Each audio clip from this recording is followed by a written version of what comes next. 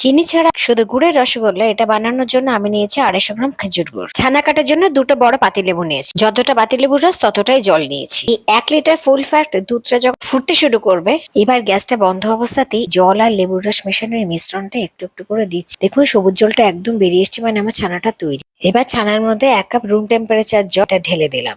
এতে করে ছানার গরম ভাবটা কমে এলো। এবার এটা ছাঁকনির উপরে সুতির কাপড় রেখে এর মধ্যে এই ছানাটা ঢেলে দিয়ে এর মধ্যে কয়েক কাপ জল দিয়ে ছানাটা ধুয়ে নিলাম। ছানাটাকে আমি ঠিক এইভাবে কাপড়ের মধ্যে মুড়েই 15 থেকে 20 মিনিট ছানাটা জল ঝরাবার জন্য এরকম চাপা দিয়ে রাখলেই হবে একটা ভারী জিনিস দিয়ে। ছানাটাকে এবার বোর্ডের মধ্যে নিয়ে ছানাটাকে এরকম হাত দিয়ে একটু ভেঙে নেওয়ার পরে ছোট চা চামচের 1 চামচ ময়দা মেশাচ্ছি। ছানাটাকে আমি হাতের এই জায়গাটা দিয়ে মাখতে থাকবো 8 থেকে 10 মিনিট, যতক্ষণ না ছানাটা এরকম নিজে নিজেই যে বোর্ডে মাখা হচ্ছে তার থেকে উঠে আসছে। এবার আমি ছোট ছোট করে ছানার লেচিগুলো কেটে এটাকে হাত দিয়ে গোল করে নিলাম। ছানার বলগুলোকে একটা ভিজে কাপড় দিয়ে ঢেকে এবার 250 গ্রাম গুড় আর 2 লিটার জল ফুটতে বসালাম। জলটা একদম ফুটে উঠলে ছানার বলগুলো একটা একটা করে এরকম ভাবে দিয়ে এটা 10 মিনিট টানা ফোটাবো হাই ফ্লেমে ঢাকা দিয়ে। 10 মিনিট পর একটা রসগোল্লা জলের মধ্যে ফেলে দেখলাম রসগোল্লাটা ডুবে গেছে, মানে আমার রসগোল্লাগুলো হয়ে গেছে। এবার এই রসগোল্লাগুলোকে অল্প রস সমেত আলাদা একটা বাটিতে তুলে এবার রসগোল্লা ফোটানোর এই রসটাতে আমি 150 গ্রাম পাটালি গুড় আর রসটা ফুটে উঠলে এতে 100 গ্রাম নলেন গুড় দিলাম। এই রসটা 10 মিনিট ফুটিয়ে গ্যাসটা বন্ধ করে দিলাম। রসটা কিন্তু পাতলাই থাকবে।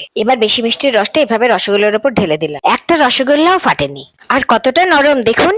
চিনি ছাড়া শুধু গুড়ের রসগোল্লা এটা বানানোর জন্য আমি নিয়েছি 250 গ্রাম খেজুর গুড়। ছানা কাটার জন্য দুটো বড় পাতিলেবু নিয়েছি। যতটা পাতিলেবুর রস ততটাই জল নিয়েছি। এই 1 লিটার ফুল ফ্যাট দুধটা যখন ফুটতে শুরু করবে, এবার গ্যাসটা বন্ধ অবস্থাতেই জল আর লেবুর রস মেশানো এই মিশ্রণটা একটু একটু করে দিচ্ছি। দেখুন সবুজ জলটা একদম বেরিয়ে এসছে, মানে আমার ছানাটা তৈরি। এবার ছানার মধ্যে 1 কাপ রুম টেম্পারেচার জলটা ঢেলে দিলাম।